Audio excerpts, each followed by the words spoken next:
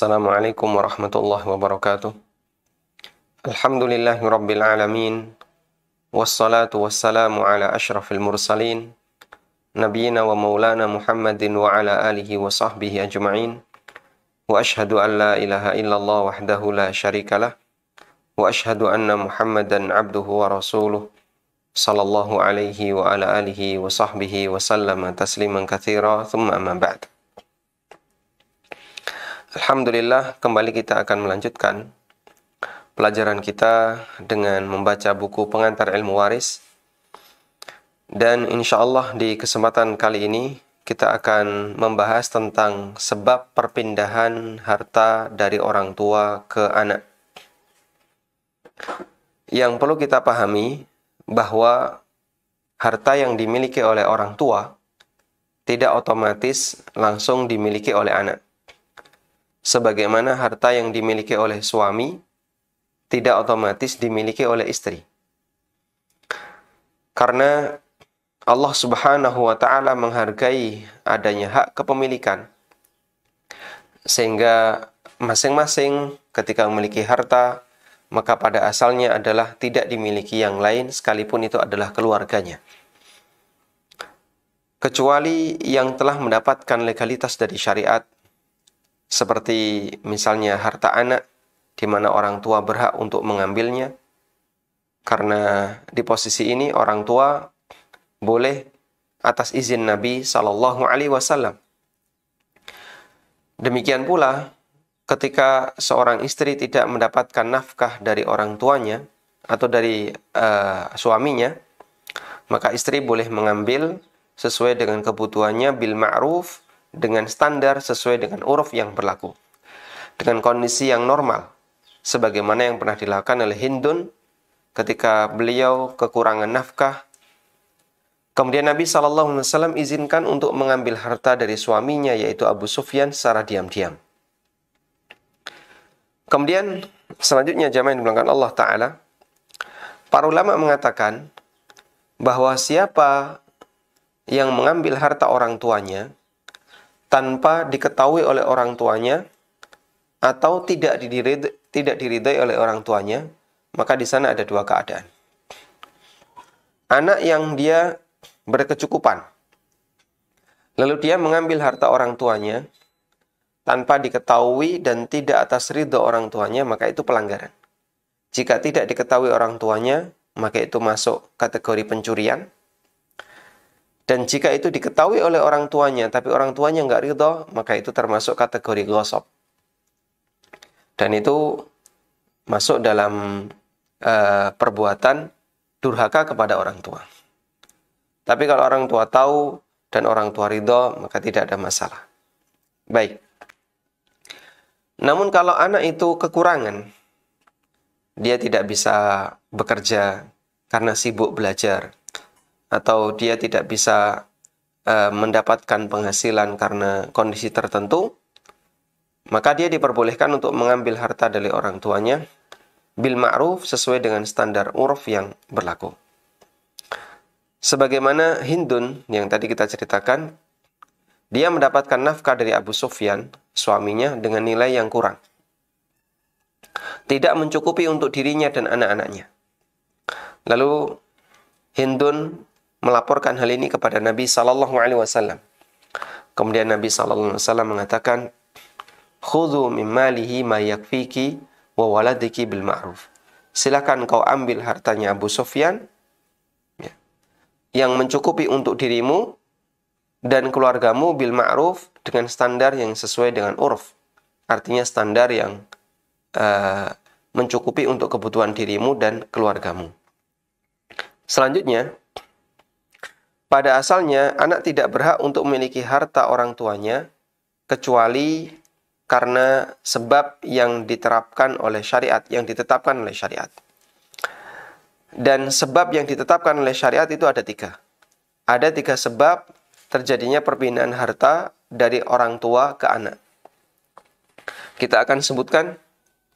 Yang pertama adalah, anak berhak mendapatkan harta dari orang tua sebagai nafkah. Dan ini merupakan kewajiban orang tua. Kemudian hak anak untuk mendapatkan nafkah dibatasi sampai waktu tertentu. Sampai waktu tertentu itu kapan? Kami sebutkan di footnote. Batas waktu ortu wajib memberikan nafkah bagi anak adalah untuk anak lelaki sampai dia bisa bekerja. Sedangkan untuk anak perempuan sampai dia menikah. Sehingga nanti nafkahnya ditanggung oleh suaminya. Allah Subhanahu wa taala berfirman, "Fa in arda'na lakum fa'atuhunna ujurahunna." Jika istri kalian yang sudah ditalak menyusui anak kalian, fa'atuhunna ujurahun, maka berikanlah upah untuk mereka. Ayat ini berbicara tentang anak yang diasuh oleh ibunya, yang sudah diceraikan oleh ayahnya. Misalnya Budi dan Wati menikah. Ketika Wati melahirkan anak pertama, terjadi perceraian. Seusai masa iddah, sang anak diasuh dan disusui oleh Wati. Meskipun bayi ini juga anaknya Wati, namun tanggung jawab nafkah tetap menjadi kewajiban Budi sebagai ayah sang bayi. Sehingga Allah wajibkan bagi sang ayah, yaitu Budi, untuk memberikan upah kepada Wati karena telah merawat dan menyusui anaknya. Padahal kita tahu Wati ketika merawat dan menyusui anak ini, itu anaknya sendiri. Tapi karena Budi punya tanggung jawab, Allah Subhanahu wa taala bebankan tanggung jawab itu ke Budi, di mana Budi berkewajiban untuk memberikan nafkah sebagai ganti perawatan yang diberikan oleh Wati, padahal itu perawatan kepada anaknya sendiri. Sehingga ayat ini menunjukkan bahwa kebutuhan bayi menjadi tanggung jawab bapaknya, meskipun dia dirawat oleh ibunya yang sudah diceraikan oleh bapaknya. Apalagi jika dirawat oleh orang lain. Apalagi jika ditaruh di pesantren. Apalagi jika anak itu dirawat sendiri oleh ayahnya. Sehingga tentu sang ayah berkewajiban untuk bertanggung jawab terhadap anaknya. Ibnul Mundhir mengatakan, wa ajma'a kullu man nahfadhu anhu min ahli ilmi. Para ulama yang kami ketahui, mereka sepakat ala anna 'alal mar'i nafaqatu auladihi, bahwa kewajiban seorang lelaki adalah memberikan nafkah kepada anak-anaknya, al-atfal, yang masih kecil-kecil, alladzina la ma'ala lahum, yang mereka tidak punya harta, wali anna waladal insani ba'duhu. Di samping itu yang namanya anak adalah bagian dari orang tua, karena dia adalah keturunan dari orang tua. Baik. Selanjutnya mengenai besaran nafkah. Besaran nafkah itu bergantung kepada kebutuhan. Artinya sesuai dengan kebutuhan. Besaran nafkah itu sesuai dengan kebutuhan. Sehingga bisa jadi nafkah untuk salah satu anak berbeda dengan nafkah untuk anak yang lain, karena tingkat kebutuhannya berbeda. Dan kaidah penting yang perlu kita perhatikan, nafkah tidak mengurangi hak warisan. Kita ulang ya, nafkah tidak mengurangi hak warisan. Baik, sehingga dari nafkah ini kita punya 3 catatan. Pertama, nafkah itu kewajiban orang tua kepada anak. Yang kedua, besar kecilnya nafkah mengikuti kebutuhan. Sehingga bisa jadi ada anak yang butuh nafkah lebih banyak dibandingkan anak yang lain. Yang ketiga, nafkah tidak mengurangi jatah warisan. Kalau mau kita tambahkan yang keempat, kewajiban nafkah orang tua kepada anak itu dibatasi kondisi tertentu. Untuk anak laki-laki sampai dia bisa bekerja, sedangkan untuk anak perempuan sampai dia menikah. Baik. Selanjutnya, kita akan beralih ke sebab perpindahan harta yang kedua, yaitu hibah atau hadiah. Hibah adalah pemberian di luar kebutuhan, sehingga hibah hukum asalnya tidak wajib. Di antara ketentuan hibah, semua anak harus dikasih dalam jumlah yang sama. Dalilnya adalah hadis berikut. Dari Nu'man bin Bashir radhiyallahu anhuma bahwa ibunya bintu Rawaha. Bintu Rawaha ini adalah istrinya Bashir, ibunya Nu'man. Meminta kepada ayahnya Bashir agar memberi hibah kepada Nu'man. Bashir menunda untuk memenuhi permintaan sampai setahun lamanya. Setelah itu, Bashir berkeinginan untuk memenuhi permintaan sang istri. Namun sang istri mengatakan, saya tidak ridho kecuali setelah kau minta Rasulullah SAW sebagai saksi atas hibah yang kau berikan kepada anakku. Bashir kemudian menggandeng tangan Nu'man yang saat itu masih kecil untuk dibawa menghadap Rasulullah SAW. Di hadapan beliau, Bashir mengatakan, wahai Rasulullah, ibu anak ini yaitu bintu Rawaha sangat ingin agar aku memintamu sebagai saksi atas hibah yang kuberikan kepada anakku. Rasulullah SAW bersabda, wahai Bashir, apakah engkau punya anak selain anak ini? Iya, jawab Bashir. Kemudian Nabi SAW bertanya lagi, apakah semua anakmu kau beri hibah sebagaimana anak ini? Jawab Bashir, tidak. Lalu Rasulullah SAW bersabda, "Fala tushhidni idzan fa inni la asyhadu ala jawrin." Kalau begitu jangan kau jadikan aku sebagai saksi. Fa inni la asyhadu ala jawrin, karena saya tidak mau jadi saksi untuk tindakan kezaliman. Anda garis bawahi bagian ini. Nabi SAW menyebut orang tua yang memberikan hibah kepada sebagian anak dan tidak diberikan kepada yang lain, sementara yang lain tidak dikasih dengan nilai yang sama, disebut oleh Nabi SAW sebagai tindakan kezaliman. Tayyib, hadisnya riwayat Bukhari Muslim. Karena itulah jamaah, ketika sang anak satu dikasih, maka anak yang lain harus dikasih. Jika hartanya sudah habis, orang tua cuma punya satu tanah, lalu tanah itu dikasihkan ke salah satu anak, maka tanah itu harus dibagi dan diberikan kepada anak-anaknya yang lain. Orang tua yang memberikan hibah atau hadiah kepada sebagian anak, sementara yang lain tidak diberi, disebut oleh Nabi SAW sebagai tindakan kezaliman. Karena hibah kepada anak harus sama. Hadis ini menunjukkan dalam hibah, baik anak lelaki maupun perempuan, mereka disamakan besarnya. Karena aturan hibah berbeda dengan aturan dalam pembagian warisan.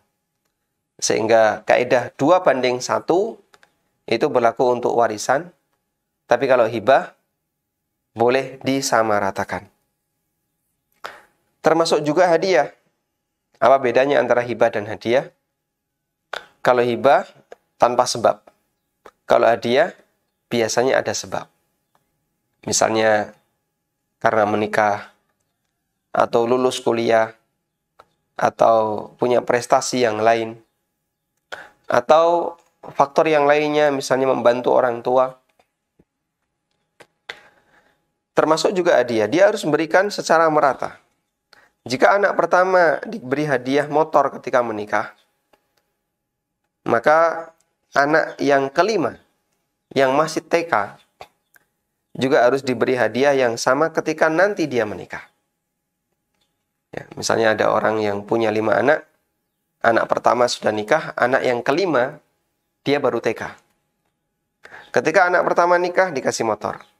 Maka anak terakhir nanti kalau nikah juga harus dikasih hadiah yang sama. Baik. Bagaimana jika ortu meninggal sebelum anak terakhir menikah? Jawabannya ada di contoh kasus nomor 2 yang dulu sudah pernah kita bahas ya. Maka anak ini nanti boleh untuk meminta kepada saudaranya harta yang dulu pernah diberikan oleh orang tuanya. Selanjutnya, ketentuan lainnya dari hibah adalah hibah itu lazim, mengikat ketika sudah diserahkan. Jika baru diucapkan dan belum diserahkan, maka tidak mengikat. Artinya bisa dibatalkan.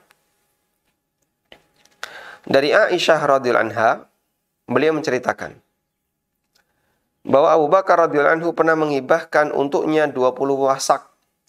20 wasak makanan yang ada di Ghabah, di daerah Aliyah. Wallahu alam jaraknya berapa kilo dari Madinah, yang jelas pokoknya di luar Madinah. Ketika Abu Bakar sakit, mendekati kematiannya, beliau mengatakan kepada Aisyah radhiyallahu anha,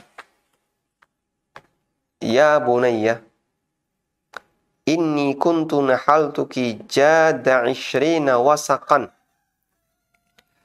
Falau kunti jadattihi wahtaztihi kana laki." Kata Abu Bakar, "Wahai putriku, dulu aku pernah memberikan kepadamu 20 wasak makanan buah." Dan itu baru diucapkan secara lisan. "Falau kunti jadattihi," andaikan dulu kau menerimanya, kana laki, maka harta itu akan menjadi milikmu. Wa innama huwa al-yauma, namun untuk hari ini harta itu adalah malu warithin, harta yang menjadi milik ahli waris, sehingga kakak-kakaknya Aisyah juga berhak untuk mendapatkannya, saudara-saudaranya Aisyah berhak untuk mendapatkannya. Wa innama huma akhwaki wa ukhtaki faqtasimuhu ala kitabillah. Mereka adalah para saudara dan saudarimu, karena itu bagikanlah warisan itu sesuai dengan ketetapan Allah. Nah ini bukti yang sangat tegas bahwa hibah baru pindah hak milik jika sudah diserah terimakan. Jika belum diserah terimakan, maka hibah itu belum pindah hak milik. Riwayat ini menjadi dasar bahwa hibah yang belum diserah terimakan akan menjadi gugur jika pemberi hibah meninggal dunia. Termasuk sang ayah. Ayah ngomong dan menyampaikan kepada anaknya, "Nanti tanah ini jadi milik kamu. Saya serahkan ke kamu. Saya kasihkan ke kamu." Tapi selama sang ayah hidup, nggak pernah ada peralihan hak milik, tidak pernah ada serah terima, tidak pernah ada serah terima, tidak pernah ada apa-apa. Sampai akhirnya sang ayah meninggal. Maka ucapan yang dulu pernah disampaikan sang ayah tidak berlaku. Sehingga anak tidak boleh merebut. Ini dulu bapak bilang katanya mau jadi milik saya, diserahkan ke saya, atau diberikan ke saya. Dan belum ada serah terima, sertifikat juga belum diserahkan, tidak ada upaya balik nama. Bapak juga masih menggarap sawah itu sampai beliau meninggal dunia. Maka di posisi ini hibah dianggap batal jika sang pemberi hibah secara aklamasi tadi belum menyerahkan objek hibah sampai beliau meninggal dunia. An-Nawawi mengatakan, "Wa amma syartu luzumil hibati fahuwal qabdu."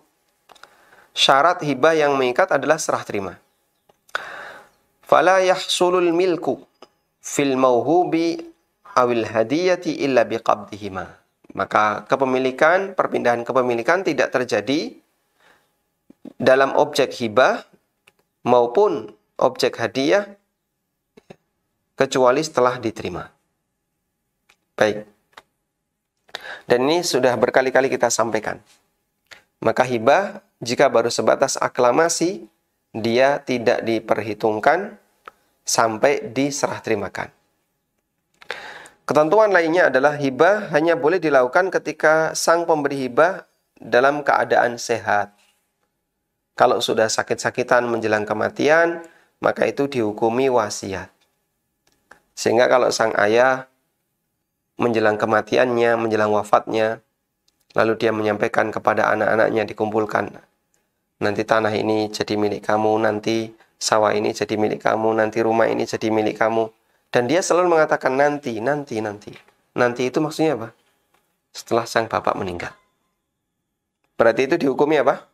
Wasiat. Dan wasiat yang diberikan kepada ahli waris batal. Dibatalkan oleh Rasulullah SAW. Fala wasiyata liwarithin.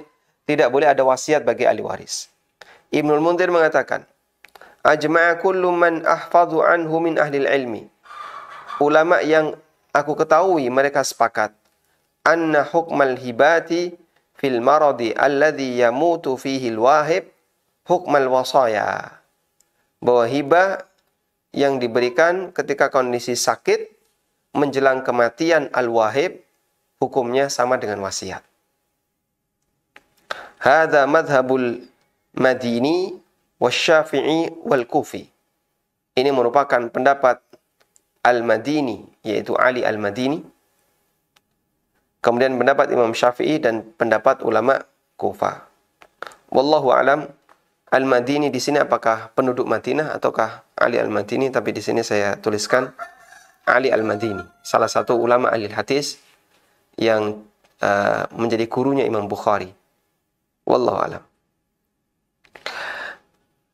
Kemudian sebagian ulama membolehkan hibah diberikan kepada salah satu anak karena pertimbangan tertentu. Misalnya karena tidak mampu atau sebab yang lain. Baik, kita catat bagian ini ya. Sebagian ulama membolehkan hibah diberikan kepada sebagian anak ya, dengan pertimbangan tertentu. Ibnu Qudamah mengatakan, fa in khussa ba'duhum lima'nan yaqtadi takhsisuhu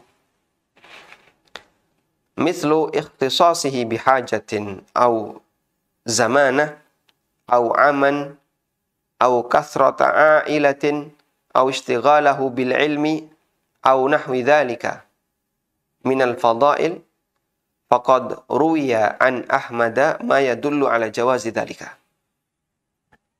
Kata Ibnu Qudamah, jika salah satu anak diberi hibah yang lebih banyak, lima'nan yaqtadi takhsisuhu, karena sebab tertentu yang mengharuskan dia dikhususkan, misalnya dia dikhususkan karena sangat membutuhkan, atau karena dia punya penyakit zamanah, penyakit apa yang menaun, namanya kronis ya, karena dia punya penyakit kronis misalnya. Atau karena dia buta, atau karena dia memiliki anak yang banyak. Orang tua punya anak 3 misalnya, anak pertama anaknya banyak. Ya. Sementara penghasilannya tidak mencukupi untuk kebutuhan anak-anaknya. Maka orang tua ini ngasih hibah lebih banyak kepada anak pertama. Atau dia sibuk bekerja, sibuk belajar, atau karena alasan yang lainnya. Kata Ibnu Qudamah, faqad ruwiya an Ahmad, diriwayatkan oleh Imam Ahmad yang menunjukkan bahwa hibah kepada salah satu anak ini hukumnya boleh. Ya. Ini berdasarkan keterangan dari Ibnu Qudamah. Wallahu ta'ala alam. Baik, sekarang coba kita kasih kesimpulan beberapa hukum yang berlaku bagi hibah. Pertama, hibah itu tidak wajib. Ya. Berbeda dengan nafkah. Kalau nafkah wajib. Yang kedua, hibah itu di luar kebutuhan. Berbeda dengan nafkah. Kalau nafkah sesuai kebutuhan. Yang ketiga, hibah diberikan secara merata untuk semua anak. Beda dengan nafkah apa? Kalau nafkah tidak merata sesuai kebutuhan. Yang keempat, hibah baru mengikat jika sudah diserah terimakan. Kalau belum diserah terimakan, sampai pemberi hibah meninggal, maka hibah dianggap batal. Kemudian berikutnya yang kelima, hibah yang mendekati kematian, dia digolongkan sebagai wasiat. Kemudian yang keenam, boleh memberikan hibah dengan nilai yang lebih kepada anak karena pertimbangan tertentu, misalnya karena dia lebih membutuhkan, atau karena dia sibuk belajar, atau karena dia sakit, dan yang lainnya. Wallahu ta'ala alam. Ini 6 hal yang tadi kita catat dari keterangan yang kita baca. Baik, 6 catatan tentang hibah. Selanjutnya, kita akan beralih ke sebab perpindahan harta dari ortu kepada anak yang ketiga, yaitu warisan. Perpindahan ini terjadi ketika orang tua meninggal dunia. Dan itu terjadi secara otomatis, ijbari. Secara otomatis artinya ijbari. Dalam arti tanpa harus ada akad. Dan itu di luar kendali manusia. Artinya ketika orang tua mati, begitu meninggal, maka otomatis harta itu nantinya akan jatuh menjadi harta ahli warisnya.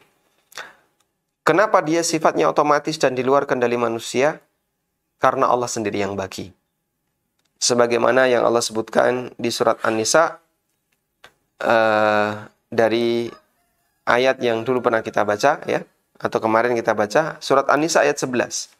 Allah Ta'ala berfirman, Yusikumullahu fi auladikum lidzakari mithlu hadzil unthayain.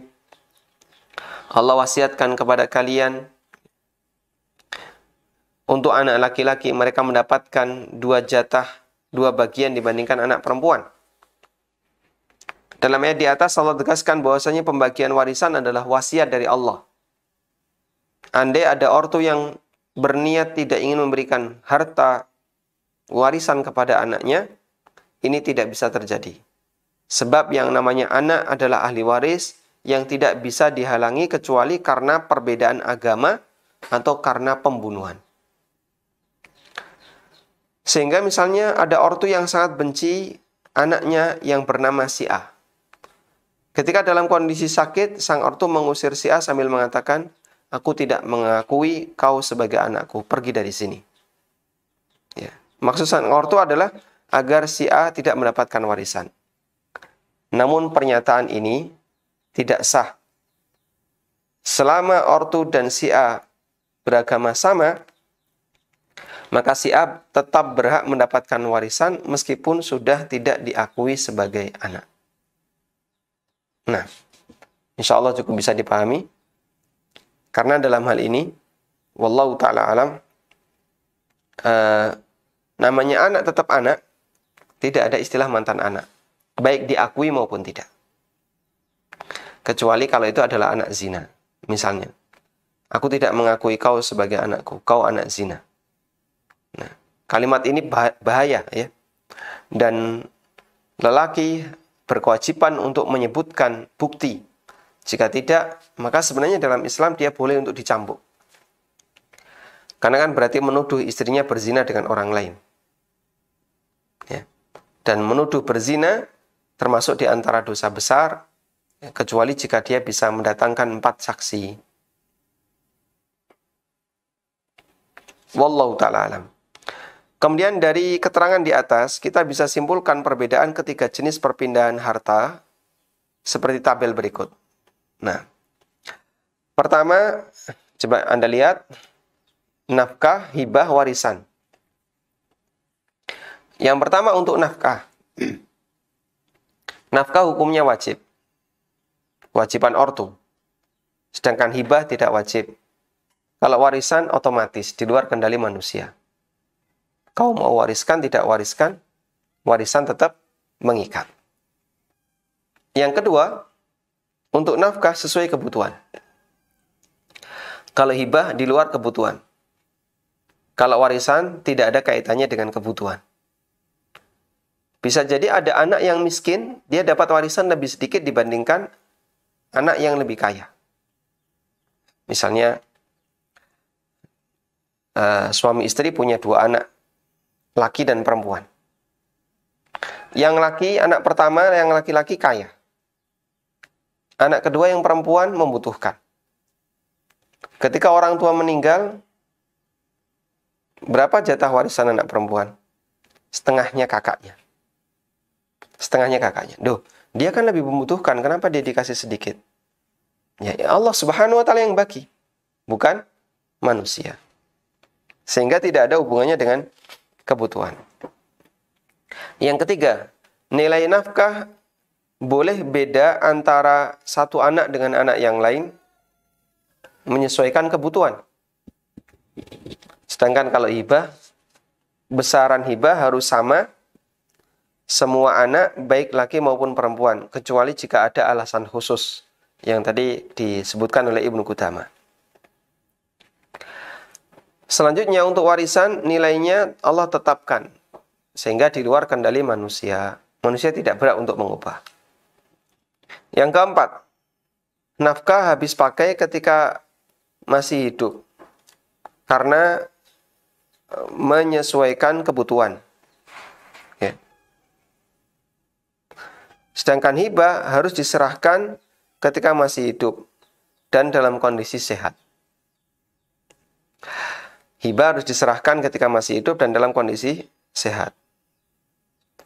Jadi nafkah, begitu pemberi nafkah itu masih hidup, penerima nafkah juga masih hidup, maka ketika dia sudah dikasih, habis pakai, selesai. Artinya apa, Pak? Artinya tidak boleh bagi yang lain untuk nuntut jika yang lain tidak dikasih nafkah dengan nilai yang sama. Misalnya, anak pertama karena beliau belajar, maka dia butuh nafkah lebih banyak. Anak kedua karena kerja, maka nafkahnya tidak lebih banyak. Maka begitu anak pertama ini dikasih biaya untuk mondok dan seterusnya, yang itu nilainya cukup besar, begitu selesai, dia tidak punya kewajiban untuk memberikan atau mengembalikan sebagian kepada anak kedua yang dia tidak dikasih nafkah untuk belajar. Karena dia memang nggak belajar, dia bekerja. Sedangkan warisan hanya ada setelah kematian. Begitu mati, baru warisan itu ada. Walhamdulillahirrabbilalamin. Baik, ini beberapa catatan yang bisa kita berikan terkait masalah nafkah, perbedaan nafkah, hibah, dan warisan. Semoga bisa dipahami dengan baik jamaah. Dan Anda bisa baca-baca ulang di tabel halaman 78, yang itu merupakan kesimpulan dari perbedaan antara nafkah, hibah, dan warisan. Bisa membedakan ini cukup penting, sehingga nanti kita bisa tahu perjalanan pembagian warisan berikutnya, karena dengan itu ada beberapa kasus yang bisa kita selesaikan. Baik, di sini saya sebutkan contoh kasus 4, bahwa nafkah tidak mengurangi warisan. Sebagai contoh, si A memiliki 5 anak dan memiliki 4 petak sawah. Ketika bayi semua anaknya sehat, kecuali anak yang terakhir yang sakit-sakitan. Biaya pengobatan yang dikeluarkan si A sangat banyak, sampai dia menjual 1 petak sawah. Hingga akhirnya anaknya sembuh dan semuanya tumbuh dewasa. Saat si A wafat, sawah yang menjadi harta warisan tinggal 3 petak sawah. Karena yang satu dijual untuk biaya pengobatan anak bungsu. Ketika dilakukan pembagian warisan, ada salah satu anak yang usul bahwa anak yang bungsu tidak dapat warisan. Karena jatah 1 petak sawah dari sang ayah telah dijual untuk biaya pengobatannya. Insya Allah dipahami ya. Apakah usulan semacam ini dibenarkan? Jawabannya, usulan ini tidak benar. Kenapa? Karena pengobatan itu bagian dari nafkah. Dan nafkah tidak mengurangi jatah warisan.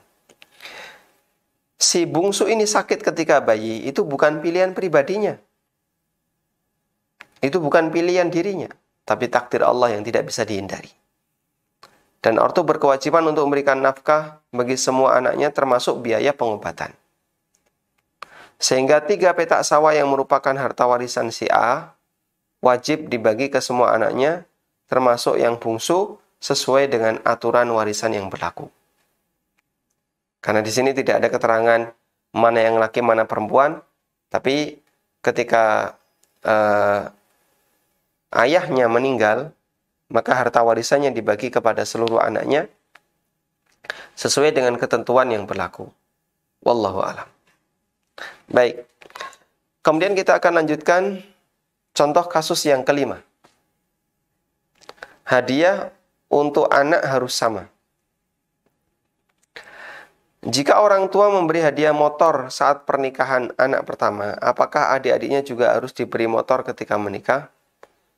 Ya, maka jawabannya adalah di antara prinsip yang diajarkan syariat adalah adanya keadilan dalam memberikan hadiah dan hibah untuk anak. Dan keadilan di sini maksudnya adalah merata. Dan termasuk di antara pemberian itu adalah hadiah pernikahan. Karena itu jika anak pertama diberi hadiah motor saat menikah, maka anak yang lain yang bisa jadi masih TK juga diberi hadiah yang sama. Dalam Jami'ul Masail terdapat pertanyaan yang ditujukan kepada Syekhul Islam. Fi rajulin a'ta ibnatahu atiyatan wa zawjiha. Thumma ba'da dhalika wulida lahu auladun. Fahal lahu ayyutiyahum mithlaha. Ada orang yang telah memberi hadiah ke putrinya wa zawwajaha dan menikahkannya. Kemudian setelah itu orang ini punya beberapa anak. Apakah orang ini harus memberikan hadiah kepada anak-anaknya seperti yang pernah dia berikan kepada putrinya sebelumnya? Ya, jawab Syekhul Islam, na'am. Lahu ayyu'tiya kulla wahidim mithla ma a'taha. Ya. Dia bisa memberikan hadiah kepada masing-masing anaknya sebagaimana yang pernah dia berikan kepada putrinya. Bal hadza huwa alladhi amara Allahu bihi wa rasuluh. Namun bahkan ini merupakan sesuatu yang diperintahkan oleh Allah dan Rasulnya. Fa innahu qal, karena Nabi SAW pernah bersabda kepada Bashir yang merupakan ayahnya Nu'man, ittaqullaha wa'dilu baina auladikum. Bertakwalah kepada Allah dan bersikaplah adil kepada anak-anak kalian. Wallahu ta'ala alam. Walhamdulillahi rabbil alamin. Kita telah menyelesaikan beberapa catatan terkait perpindahan harta dari orang tua ke anak. Tadi kita sebutkan ada 3. Pertama nafkah, yang kedua hibah atau hadiah, yang ketiga warisan. Baik. Dan aturan masing-masing berbeda antara satu dengan yang lain. Dan sekali lagi kami minta tolong Anda hafalkan baik-baik, karena nantinya kita akan melihat lebih jauh tentang masalah pembagian warisan. Kadang ada sangkut pautnya dengan masalah hibah, dengan masalah hadiah, termasuk juga dengan masalah nafkah. Wallahu ta'ala alam. Baik. Kemudian saya ingin menambahkan sedikit pertanyaan yang pernah disampaikan oleh pemirsa berkaitan dengan orang yang meninggal dunia sementara dia tidak punya ahli waris sama sekali. Ada pertanyaan yang disampaikan di web Syabakah Islamiyah bahwa ada orang yang bekerja di bank. Si A bekerja di bank. Nah, di antara nasabah bank itu meninggal pada saat kejadian kecelakaan pesawat. Dia meninggal dan semua keluarga inti, ya, anak-anaknya, termasuk juga istrinya, semuanya meninggal. Lalu kita cari siapa kerabatnya, namun kita tidak bisa menemukannya. Ya. Dan dia punya tabungan, orang yang meninggal ini punya tabungan di bank yang menjadi tempat kerjanya si A senilai sekian, ya cukup banyak ya. Terus sudah berlangsung selama 10 tahun. Nggak ada satupun orang yang tanya. Ya. Sudah berlangsung selama 10 tahun. Terus si A ini tanya, ya, boleh nggak saya mengambil harta itu karena dia sudah tidak punya kerabat. Nah. Kemudian dijawab oleh fatwa Syabakah Islamiyah, fa inna ma laman la waritha lahu yarji ila daulati liyusrifa 'alal fuqara'i wal masakin wa yasta'milu fi masalihil muslimin. Orang yang meninggal dan tidak punya ahli waris, maka hartanya dikembalikan ke daulah, hartanya dikembalikan ke negara. liyusrifa 'alal fuqara'il masakin, agar nanti bisa disalurkan kepada fakir miskin atau digunakan untuk kemaslahatan kaum muslimin. Wallahu a'lam. Tayyib. Dan di sini disebutkan keterangan dari Syekhul Islam. Ya, beliau mengatakan, fa idza kana biyadil insani ghasubun, fa idza kana biyadil insani ghasubun au uwarun au wada'i au ruhun qad ya'isa min ma'rifati ashabiha fa innahu yatasaddaqu biha anhum au yusrifuha fi masalihil muslimin. Jika ada orang yang membawa harta hasil ghasab, hasil merampas, atau titipan, atau yang lainnya, termasuk juga harta rahan, harta yang dipakai untuk gadai. Faqad ya'isa min ma'rifati ashabihi, dan dia sudah putus asa untuk bisa mengenal siapa pemiliknya, fa innahu yatasaddaqu biha anhum. Maka dia boleh sedekah atas nama mereka. Atau digunakan untuk kemaslahatan kaum muslimin, sehingga diserahkan ke Baitul Mal, lalu nanti Baitul Mal yang akan mengelola untuk perbaikan jalan atau yang lainnya. Wallahu ta'ala alam. Baik. Karena itu, bagi orang yang meninggal dunia sementara dia tidak punya ahli waris sama sekali, karena dulu adalah anak hasil nemu, sehingga tidak diketahui nasabnya, dan dia tidak punya anak. Ya. Tapi misalnya, atau dia nggak punya keluarga sama sekali, belum menikah misalnya. Maka nanti hartanya, jika dia mati, diserahkan ke Baitul Mal. Baik. Sekarang kalau ada istri, tapi tidak punya anak, nanti jadinya gimana sisa hartanya? Di buku saya sebutkan pembahasan tentang masalah rod. Rod itu memberikan sisa warisan kepada ahli waris. Ya. Memberikan sisa kepada ahli waris. Di buku saya sebutkan di halaman 224. Ya. Baik. Bahwasanya rod itu berlaku jika tidak terdapat atau jika terdapat furud, sisa warisan. Yang kedua, tidak dijumpai adanya asobah. Yang ketiga, penerima adalah semua ashabul furud selain suami istri. Jika tidak ada ashabul furud dan masih ada sisa, maka menurut pendapat yang lebih kuat, sisa itu diberikan ke dzawil arham.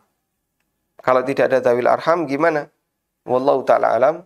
Dalam sebagian fatwa yang saya sebutkan, di situ dikembalikan kepada suami istri.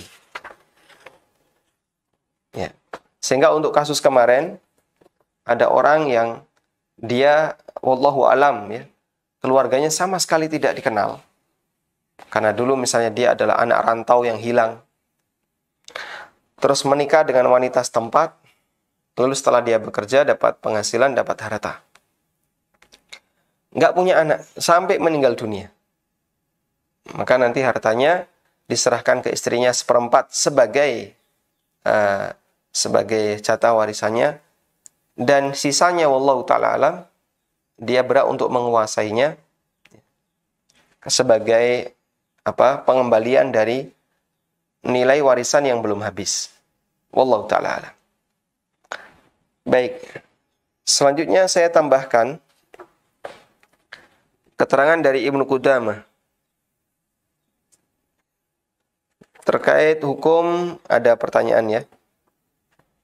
Ada pertanyaan terkait hukum. Bolehkah orang itu wakaf namun sifatnya hanya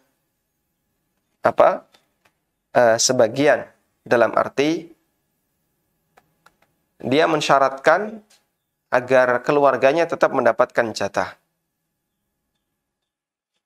Disebutkan oleh Ibnu Qudamah dalam Al-Mughni, jilid yang ke-9 kalau dalam buku saya. Beliau menyatakan, mas'alatun, ya, kasus,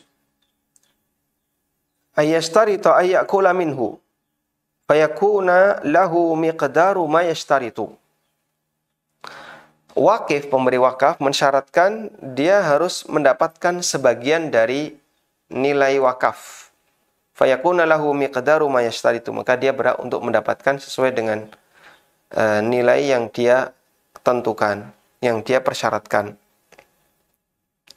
Contohnya, annal waqifa idza ishtarata fil waqfi ayyunfiqa minhu ala nafsi sahhal waqfu wasyartu. Jika ada orang yang memberi wakaf tapi dia minta syarat bahwa ayyunfiqa minhu ala nafsi, nanti hasil dari objek wakaf ini saya akan berikan sebagai nafkah untuk diri saya dan keluarga saya, sahhal waqfu wasyartu, maka wakafnya sah, demikian pula syaratnya sah. Nassa alaihi Ahmad, ini pernah ditegaskan oleh Imam Ahmad. Qala al-Athram pernah mengatakan, qila li Abi Abdillah, Imam Ahmad pernah ditanya, yashtaritu fil waqfi anni unfiqu ala nafsi wa ahli minhu. Jika saya mau wakaf tapi saya menetapkan syaratnya yang ditetapkan adalah saya minta nanti dari sebagian hasil objek wakaf ini untuk diri saya dan keluarga saya. Qala na'am, kata Imam Ahmad, silahkan. Lalu beliau menyebutkan dalil dari Ibnu Uyainah, dari Ibnu Tawus, dari ayahnya, dari Hujr al-Madari, anna fi sadaqati Rasulillah sallallahu alaihi wasallam ayyakula minha ahluhu bil ma'rufi ghairil munkar. Tentang sedekah Rasulullah sallallahu alaihi wasallam, ayyakula minha ahluhu bil ma'ruf ghairil munkar. Keluarga beliau boleh memakannya bil ma'ruf, dengan cara yang wajar, ghairil munkar, tanpa diingkari. Wallahu a'lam. Sehingga kesimpulannya wallahu ta'ala alam. Jadi ini kasusnya ada orang yang mau wakaf swalayan atau wakaf unit usaha, tapi beliau minta tolong nanti keluarga saya, anak-anak saya dikasih jatah 10% dari keuntungannya. Bolehkah seperti itu?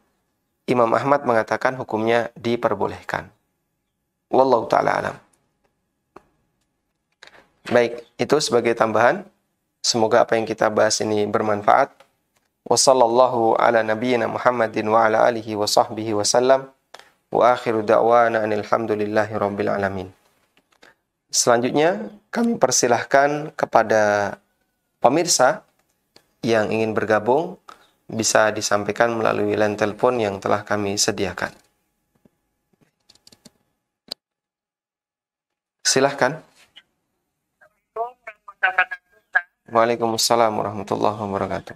Iya, karena mau bertanya Ustaz mengenai hibah. Tadi Ustaz bilang kalau hibah itu kan ke perpindahan hak milik Ustaz ya.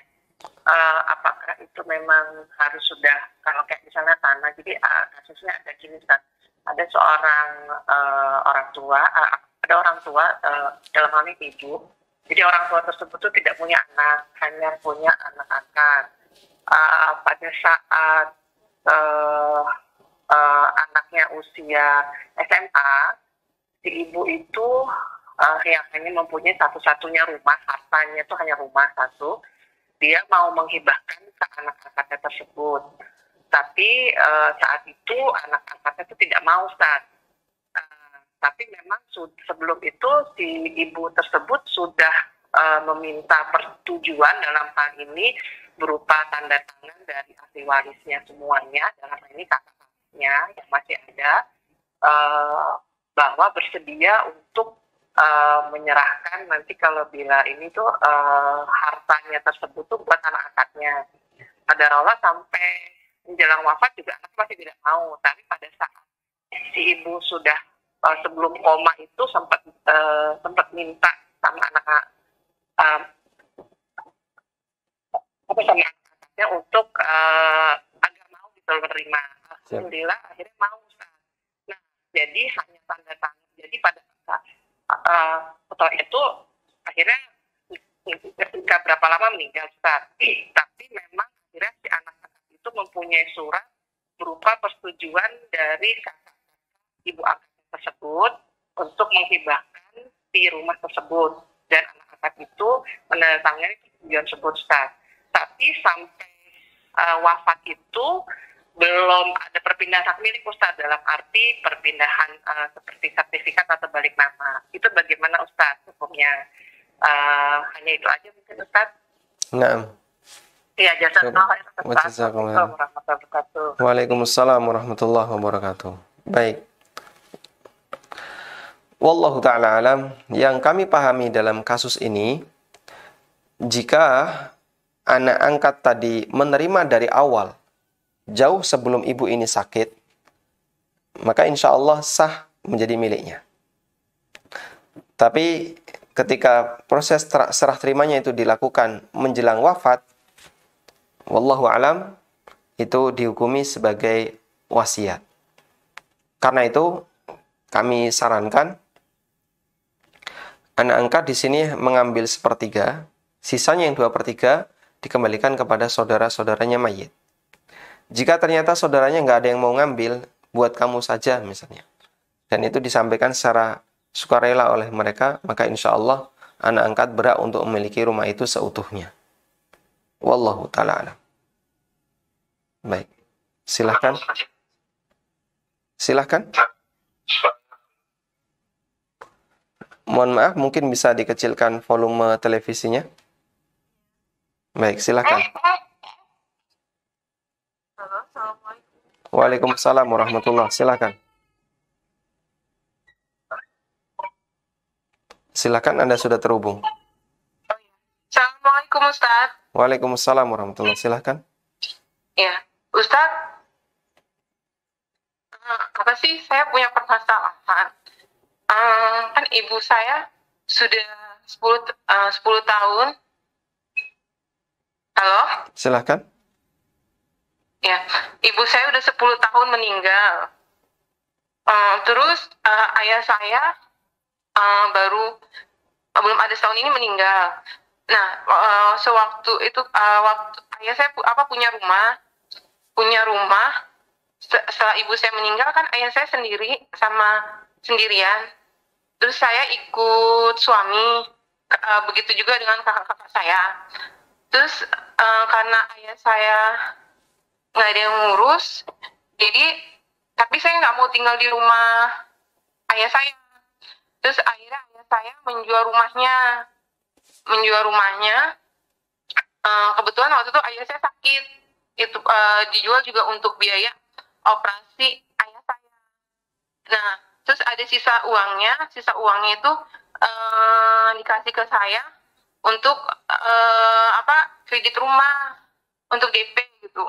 Terus karena ayu saya kayaknya udah pada punya rumah, Ustadz. Nah, yang jadi permasalahan ini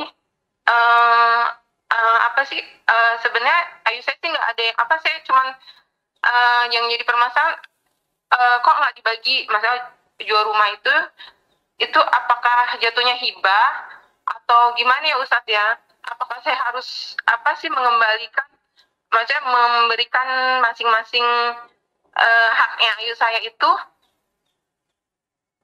sisa uang penjual rumah secara merata atau gimana, Ustadz? Karena saya takut masih punya punya sangkutan gitu dengan ayu saya gitu. Ayu saya ada 3 orang.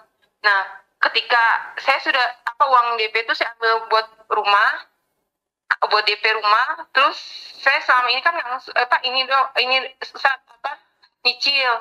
Nah, ayah saya tinggal sama saya. Begitu juga ada ayu saya yang satu yang maksudnya yang memang dia nggak punya seorang janda sama anaknya yatim. Itu saya ngurus, Ustadz. Nah, jadi tapi saya ini masih berat, apakah itu jatuhnya hibah yang harus dibagi rata atau gimana ya, Ustadz ya? Karena itu sisa uang itu saya nggak mau punya sangkutan gitu, Ustadz. Baik, waktu ayah memberikan hibah ini apakah beliau masih sehat?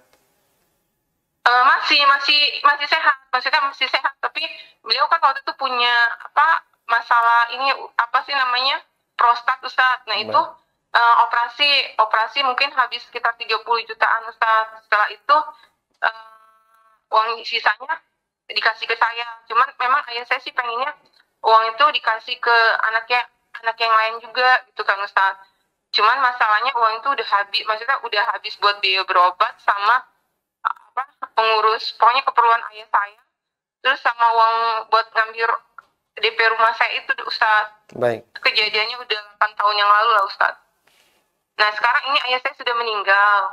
Maksud saya itu apakah ayah saya yang yang tiga ini punya hak atas sisa uang yang itu kayak atau gimana Ustaz? Baik, cukup Ibu. Baik, cukup? Cukup Ustaz. Nah, barakallahu fiikum. Baik, wallahu ta'ala alam, dari apa yang Anda sampaikan, yang bisa saya pahami, pertama, sebenarnya hak Anda adalah setelah Anda menerima uang hasil penjualan rumah, maka posisi Anda hanya sebatas mengatur. Ini biaya untuk pengobatan, habis 30 juta. Kemudian untuk kepentingan Bapak sehari-hari, silahkan diambil dari uang itu. Jika masih ada sisa, Anda dan saudara-saudara Anda yang lain berhak untuk mendapatkan dengan nilai yang sama. Baik. Terus bagaimana kalau sudah dihabis karena sudah digunakan untuk DP rumah, karena ngambil rumah cicilan? Berarti Anda juga punya kewajiban untuk gantiin DP itu kepada saudara-saudara Anda. Kecuali jika saudara-saudara Anda ridho. Nggak apa-apa untuk kamu semuanya karena saya juga sudah punya rumah misalnya. Atau karena kamu sudah merawat ayah sehingga kamu saya kasih lebih. Nggak apa-apa, jatah saya milik kamu. Kalau seperti itu insya Allah tidak masalah. Apalagi Anda juga tinggal bersama salah satu kakak Anda yang janda bersama anak yatimnya. Maka mungkin ya, saudara Anda yang lain akan lebih mudah untuk merelakan sebab uang itu sangat dibutuhkan oleh Anda dan keponakan Anda yang yatim. Karena itu sebaiknya minta izin dulu agar nanti tidak ada permasalahan di belakang. Andai mereka tidak ridho lalu mereka minta, silakan Anda kasih. Wallahu ta'ala alam. Baik, silakan. Silahkan. Nah. Silakan, Anda sudah terhubung. Oh iya. Jadi ditunggu aja ya. Selesai menyampaikan ya. Ibu langsung sampaikan, nanti telepon ditutup. Oh, saya sampaikan sekarang. Iya. Silakan. Oh iya. Iya, bismillah. Assalamualaikum Ustaz, mau bertanya. Waalaikumsalam. Jadi ada dua pertanyaan. Yang pertama, tadi Ustaz sampaikan bahwa jika seorang suami menceraikan istrinya dan istrinya dalam kondisi mengandung atau mungkin anaknya masih kecil, si suami tersebut wajib memberikan upah dan nafkah. Nah, berarti kesimpulannya begini ya, benar ya? Upah untuk si ibu dan nafkah untuk si anak. Apakah seperti itu betul? Dan batasannya sampai kapan ya upah dan nafkah tersebut gitu, khususnya untuk si ibu ini gitu. Kemudian yang kedua, studi case, jika misalnya seorang orang tua memiliki dua anak, yang pertama adalah anak biologis gitu ya, maksudnya menikah sebelum mempunyai anak sebelum menikah. Yang kedua adalah anak dari hasil pernikahan. Nah, orang tua tersebut memiliki 3 petak tanah. Kemudian menyampaikan bahwa yang satu nanti untuk anak pertama yang dari hasil zina tadi. Yang kedua adalah untuk anak kedua yang dari hasil pernikahan walaupun dengan istri yang sama. Kemudian nanti yang ketiga kalau saya meninggal nanti akan jatuh sebagai waris.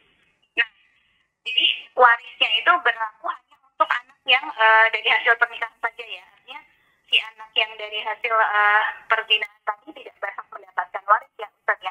Harusnya seperti itu ya. Begitu Ustaz, terima kasih. Jazakallah khair. Jazakumullah khairan. Barakallah. Iya, iya. Baik. Terkait nafkah dan upah bagi wanita yang sudah diceraikan. Jadi tidak ada istilah mantan anak, tapi ada istilah mantan istri.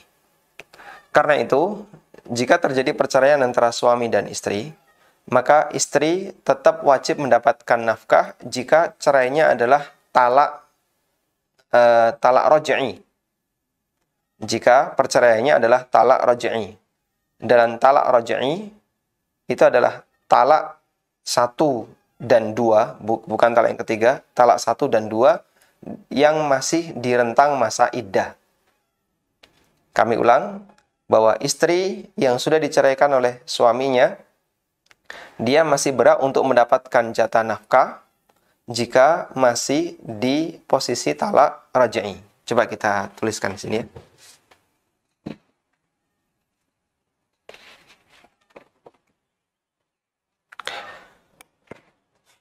Jadi perceraian ada 2 ya. Ada talak raj'i, yaitu perceraian yang masih memungkinkan untuk rujuk. Bisa rujuk. Disebut talak raj'i jika posisinya adalah cerai pertama dan kedua di masa iddah. Di masa iddah. Di posisi ini, istri berhak dapat nafkah dari suaminya. Bahkan tinggal bersama. Dia hidup bersama, satu rumah dengan suaminya, bahkan masih boleh melihat aurat, boleh ya sebagaimana layaknya suami istri. Untuk talak raj'i, Allah Subhanahu wa taala menyebut dalam Al-Qur'an, wa bu'ulatuhunna ahaqqu biraddihinna fi dzalika in aradu islaha. Dan suami-suami mereka lebih berhak untuk merujuk istrinya. Allah Subhanahu wa taala menyebut di situ suami, padahal mereka sudah bercerai. Karena perceraiannya adalah masih di tahapan talak raj'i. Dan ini sampai selesai masa iddah untuk cerai 1 dan 2. Baik, karena mereka masih suami istri, maka sang istri tetap berkewajiban dapat nafkah. Ini yang pertama. Kemudian yang kedua adalah talak bain. Untuk talak bain ada 2 ya. Ada bain sughra, di mana ini masih memungkinkan untuk nikah lagi. Masih mungkin untuk nikah lagi. Itu bain sughra. Talak bain sughra itu talak 1 dan 2 setelah masa iddah selesai. Setelah masa iddah berakhir. Masa iddahnya berapa lama sih Pak? Masa iddahnya selama 3 kali haid. Sehingga suami menceraikan istrinya pertama. Sampai 3 kali haid, ternyata sang suami tidak merujuk istrinya. Maka mereka berpisah, disebut dengan talak bain sughra. Jika nanti ke depannya timbul rasa cinta, kemudian ingin nikah lagi, hukumnya boleh. Kemudian ada talak bain yang kedua, yaitu talak bain kubra. Dan ini terjadi jika dijatuhkan talak ketiga. Baik. Nah, yang masih berhak dapat nafkah itu hanya di talak raj'i. Untuk talak bain sudah nggak berhak dapat nafkah. Begitu wanita sudah selesai masa iddahnya, ketika diceraikan oleh suaminya, maka sang suami tidak lagi wajib menanggung nafkah mantan istrinya. Baik. Berbeda dengan anak. Tidak ada istilah mantan anak. Anak selamanya adalah anak. Karena itu sekalipun dia sudah diceraikan atau sekalipun ibunya sudah diceraikan oleh bapaknya, anak tetap anak. Nah, ketika anak ini bersama ibu, jika sang ibu masih di masa iddah, dia berhak dapat nafkah dua-duanya. Anak ada nafkah, ibu ada nafkah. Nah, kalau dua-duanya ada nafkah, maka tidak ada ujroh. Kalau dua-duanya ada nafkah, tidak ada ujroh. Kemudian, jika ini ada anak, kemudian ibunya bukan lagi istrinya, sudah selesai masa iddah. Sudah selesai masa iddah. Maka ini tetap dikasih nafkah. Sedangkan ini ada ujroh merawat. Padahal itu anaknya sendiri. Karena tanggung jawab anak dibebankan oleh Allah Ta'ala kepada sang lelaki, kepada ayahnya. Terus berapa lama batas ujroh? Ujroh untuk perawatan anak itu bisa ujroh untuk istirdo. Bisa bentuknya ujroh untuk istirdo. Ujroh istirdo itu karena masalah menyusui.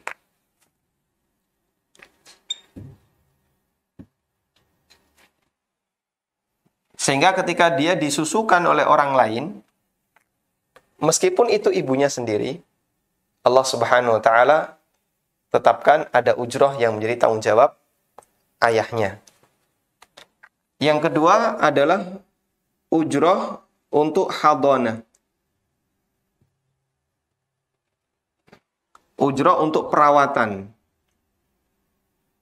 Yang ini di luar persusuan, jadi pasca persusuan. Apakah ini ada ujroh? Kembali kepada kesepakatan. Jika sang ibu misalnya minta, saya merawat anakmu, saya minta nilai sekian. Silakan dikasih. Ya. Silakan dikasih. Dan sebagai seorang lelaki yang baik, seharusnya dia memberikan itu sesuai dengan kemampuannya. Kemudian jika sang ibu menikah lagi dengan lelaki yang lain, maka anak ini diserahkan kepada ayahnya. Sehingga tanggung jawab tetap dibebankan kepada ayahnya. Wallahu ta'ala alam. Ini yang bisa kami pahami. Baik. Kemudian untuk kasus tentang anak zina. Apakah anak zina berhak mendapatkan warisan? Jawabannya anak zina tidak berhak dapat warisan. Yang berhak dapat warisan adalah anak nasab. Dan anak zina bukan termasuk anak nasab. Karena itu anak zina tidak berhak dapat warisan. Karena dia tidak berhak dapat warisan, maka bisa dimasukkan ke dalam kaidah wasiat atau hibah. Hibah diberikan kepada selain anak boleh, sebagaimana boleh juga diberikan kepada anak. Karena itu untuk kasus yang tadi Anda sampaikan, orang tua ini punya dua anak, yang satu hasil zina, yang satu hasil nikah. Maka untuk yang zina bukan anak, meskipun statusnya sebagai mahram jika beda kelamin dengan ayahnya. Kalau sama kelamin berarti dia hidup bersama dengan hubungan bahasanya anak ini adalah anak tirinya karena dia menikahi ibunya. Dipahami ya? Si A, seorang wanita, berzina dengan si B, lelaki, lalu melahirkan anak lelaki. Setelah anak itu lahir, A dan B menikah. Berarti B ini seperti ya, menikahi seorang janda, menikahi seorang wanita yang sudah memiliki anak. Berarti anak ini posisinya apa? Secara status hubungan, dia bukan nasab. Tapi secara status hubungan adalah ini anak tiri. Sebagaimana anak tiri. Anak bawaan dari sang ibu. Wallahu a'lam. Sehingga dia tidak berhak mendapatkan nafkah dari ayahnya karena ini bukan anak nasab. Lalu dari pernikahan ini muncul anak yang kedua. Ya, berarti mereka antara anak pertama dengan anak kedua saudara seibu. Meskipun ayah biologisnya sama. Tapi yang pertama dilahirkan sebelum pernikahan, yang kedua dilahirkan setelah pernikahan. Karena itu untuk anak pertama, mengingat dia adalah anak hasil zina, maka dia tidak berhak dapat warisan. Tapi dia berhak untuk mendapatkan wasiat atau hibah. Atas kerelaan yang diberikan oleh orang tuanya. Sehingga nanti orang tua bisa memberikan hibah kepada anak pertama dengan asumsi andaikan anak pertama ini adalah anak kandungnya. Ya, maka dibuat perhitungan, andaikan kamu itu anak kandung saya, kamu dapat sekian. Ya, tidak harus disampaikan di depannya. Ya. Dapat sekian, misalnya dapat sekian juta. Dah, silahkan orang tua ngasih hibah kepadanya sekian juta. Atau ngasih wasiat sekian juta. Kemudian nanti sisanya dibagi waris, dan anak yang kedua berhak sebagai jatah warisan. Wallahu ta'ala alam. Baik, ada beberapa keterangan ulama tentang itu. Bahwasanya anak hasil zina tidak mendapatkan warisan. Dan itu yang insya Allah kami pegangi di fatwa Syabaka Islamiyah itu disebutkan ya. Ada sebuah hadis yang diriwayatkan oleh At-Tirmidzi di mana Rasulullah SAW bersabda, "Ayyuma rajulin ahara bi khurratin aw amatin fal waladu waladu zina la yarithu wa la yurath." Siapapun lelaki yang berzina dengan wanita merdeka atau dengan budak, maka anak adalah anak zina, tidak bisa memberikan warisan maupun menerima warisan. Qala At-Tirmidzi, kata At-Tirmidzi, wal 'amalu 'ala hadza 'inda ahli al-'ilmi anna walad az-zina la yarithu min abihi. Para ulama mengamalkan hadis ini, mempraktikkan hadis ini, sehingga mereka menegaskan bahwa anak hasil zina tidak mendapatkan warisan dari ayahnya. Kemudian juga disebutkan dalam kitab Tabyinul Haqa'iq, wa yarithu waladuz zina wal li'an bi jihatil faqat. Anak hasil zina hanya mendapatkan warisan dari jalur ibu saja. Li'anna nasabahu min jihatil abi munqati'un fala yarithu bihi. Karena nasabnya dari arah ayahnya itu terputus, sehingga dia tidak mendapatkan warisan dari ayahnya. Wallahu ta'ala alam. Dan juga disebutkan oleh Asy-Syaukani dalam Nailul Autar bahwa anak hasil zina dia tidak mendapatkan warisan kecuali dari ibunya, karena dia dianggap tidak punya anak atau tidak punya ayah. Wallahu a'lam. Baik, silahkan. Waalaikumsalam warahmatullah. Silahkan. Ini saya bertanya, dua bersaudara, cuman ini orang tua udah satu data dari polisi dari ibu saya itu udah selesai, cuman ada petak tanah itu masih atas nama ayah saya, dan itu didapat waktu masih dengan ibu saya gitu loh. Nah setelah saya nikah lagi itu kan punya anak tuh, dan yang tanah yang sepetak itu udah diberikan ke saya sama adik saya. Apakah adik diri saya juga bisa dapatkan haknya gitu loh? Ibu tiri ya? Iya, jadi Ayah masih hidup, Bapak? masih. Ayah. Sertifikat juga udah diberikan ke saya, cuman emang hasil dari situ waktu masih dengan ibu saya gitu. Baik, Ibu bekerja atau tidak? Ibu Anda? Ibu saya waktu itu tidak. Tidak bekerja. Nah, jadi emang Sumber pendapatan dari ayah saja. iya ya.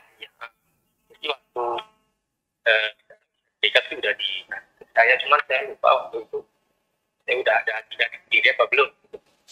Baik. Sama satu lagi Ustaz, masalah zikir doa sehabis dan sebelum salam itu apakah bisa untuk salat sunnah juga gitu ya Ustaz? Baik. Oke. Naam. Wassalamualaikum warahmatullahi wabarakatuh Ustaz. Waalaikumsalam warahmatullahi wabarakatuh. Baik. Sebenarnya masalah yang Bapak sampaikan itu lebih ke arah teknis ya, yang kami pahami tentang bagaimana cara menentukan apakah ini harta Bapak ataukah harta Ibu. Karena dalam kasus ini lebih kepada penegasan ketika mereka bercerai, apakah harta ini menjadi milik bapak ataukah ibu. Yang lebih tahu adalah pelaku. Namun ada satu batasan yang perlu kita pahami, bahwa hukum asal harta yang ada dalam sebuah keluarga adalah milik siapa yang bekerja, milik yang berpenghasilan. Sehingga kalau ibu tidak bekerja, hanya sebagai ibu rumah tangga, kemudian yang bekerja adalah suami, maka pada asalnya harta di rumah itu adalah milik suami. Sang istri berhak mendapatkan nafkah sesuai dengan kadar yang berlaku kadar yang berlaku di masyarakatnya, sesuai dengan budaya yang berlaku di masyarakatnya. Artinya besar kecilnya mengikuti tradisi yang ada di masyarakat. Namun sang istri tidak memiliki semua harta suami. Terus bagaimana jika diatasnamakan? Yang kami pahami di negara kita, sebatas atas nama itu tidak memindahkan hak milik. Betul, itu salah satu di antara